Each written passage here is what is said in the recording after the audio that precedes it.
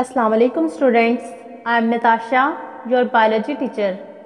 Today we are going to discuss about facilitated diffusion. Diffusion के बारे में हम पहले पढ़ चुके हैं। डिफ्यूजन में हमने देखा कि मॉलिक्यूल्स जो हैं वो मूव करते हैं from higher concentration to lower concentration. जहाँ पे हायर क्वांटिटी है मॉलिक्यूल्स की, उस साइड पे लोअर क्वांटिटी की तरफ मॉलिक्यूल्स की मूवमेंट होती थी विदाउट एनी हेल्प। दूसरे लफ्जों में हम ये कह सकते हैं diffusion is the movement of molecules along the concentration gradient. तो आज हमने पढ़ना है फैसिलिटेटेड डिफ्यूजन। डिफ्यूजन तो वही है इसमें भी, लेकिन फैसिलिटेटेड डिफ्यूजन है।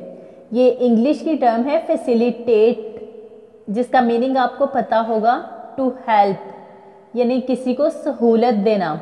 इसमें भी डिफ्यूजन ही होगी, मूवमेंट होगी मॉलिक्यूल्स की हाई कंसंट्रेशन से लो कंसंट्रेशन की तरफ, लेकिन with the help of some molecules. के कुछ मॉलिक्यूल्स इस तरह के होते हैं, जैसे मैं उसमें आपको एग्जांपल दूं कि कोई विंडो है या कोई डोर है। जैसे विंडो में कोई रुकावट इस तरह लगी हुई है और इसमें से मॉलिक्यूल्स ने या किसी भी चीज़ ने पास करना है। कोई छोटी सी चीज़ है, फॉर एग्जांपल कोई बॉल है, इतनी सी बॉल कोई है, वो तो इजीली इसको क्रॉस कर जाएगी। लेकिन कोई बड़ी चीज़ है, जैसे कि अगर आपने खुद इस विंडो में से पास आउट करना हो तो जाहिर है यहाँ से नहीं गुजरा जा सकता। वजह क्या है?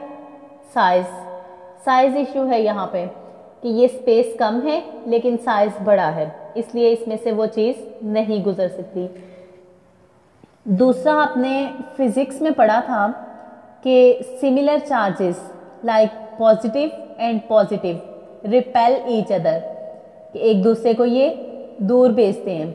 इसी तरह similar charges that are negative and negative they also repel each other. तो अगर कोई मेम्ब्रेन है, उसके अंदर वाली साइड पे भी पॉजिटिव चार्जेस हैं और बाहर भी पॉजिटिव चार्जेस हैं, तो एज यू नो ये पॉजिटिव की तरफ जाएगा ही नहीं, बिकॉज ये एक दूसरे को रिपेल करते हैं। इसी तरह नेगेटिव के केस में भी they can not cross this membrane.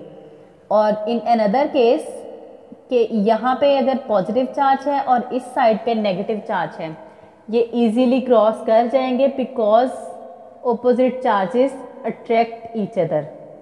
There is a force of attraction between opposite charges. तो हम ये यहाँ पे कंक्लूड करेंगे एक बात कि many molecules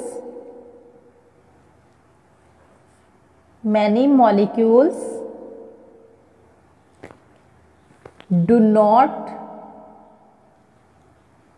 diffuse means high concentration से लो कंसंट्रेशन की तरफ मूवमेंट है, लेकिन वो नहीं कर पा रहे। Many molecules do not diffuse freely across cell membrane.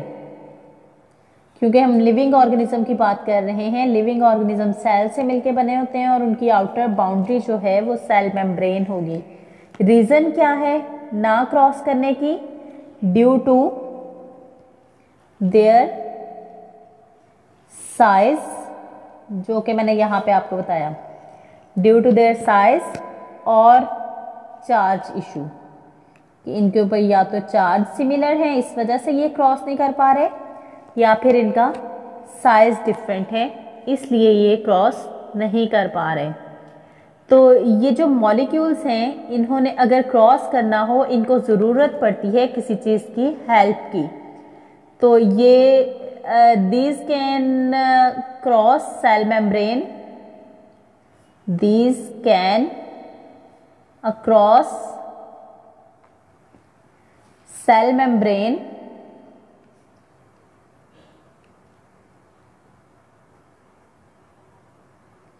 With the help, किसकी help? Some transport proteins, with the help of transport proteins, या फिर हम इसको कहेंगे कैरियर प्रोटीन्स। ट्रांसपोर्ट का मतलब होता है लेके जाना है, वो प्रोटीन्स जो मेम्ब्रेन के आर पार इनको लेके जाती है। लेकिन ये ट्रांसपोर्ट प्रोटीन कहाँ पे पाई जाती है? Present in cell membrane.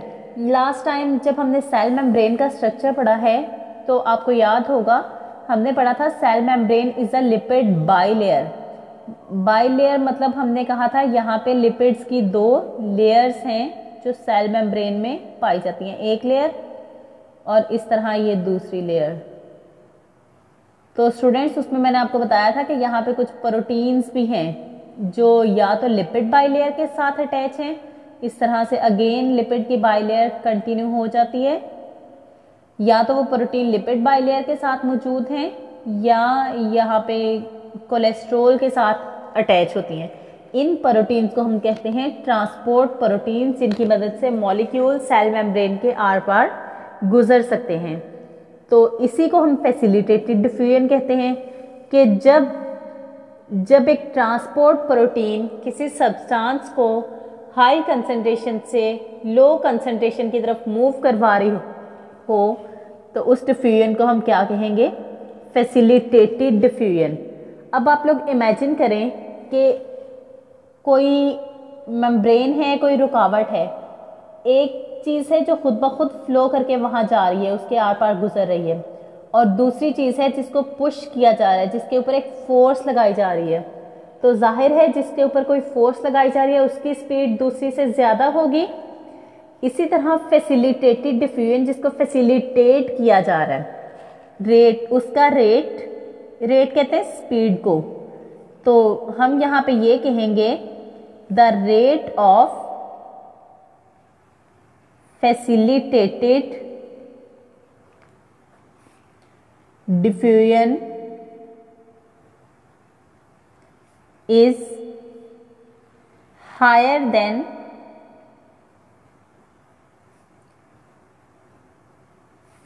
Simple diffusion, कि जो नॉर्मल डिफ्यूजन हो रही है उसके मुकाबले में फैसिलिटेटेड डिफ्यूजन का रेट काफ़ी हाई होता है। और अगर देखा जाए तो इसमें भी कोई एनर्जी का यूज़ नहीं हो रहा, लेकिन मॉलिक्यूल्स जो हैं वो मूव हो रहे हैं with the help of transport proteins.